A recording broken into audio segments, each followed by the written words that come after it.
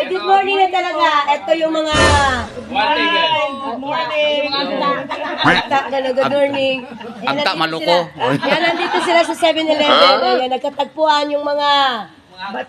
Batchmate ko yan nung elementary.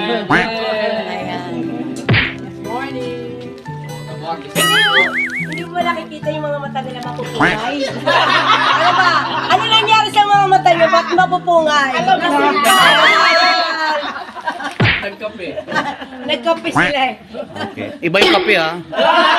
Nakapagpapungay palang kape rito. Yan sa 7-Eleven yan. Nakakapungay yung kape nila dito. Aray ko. Sige na. Okay. Bye-bye. Shout out sa ano. Thank you.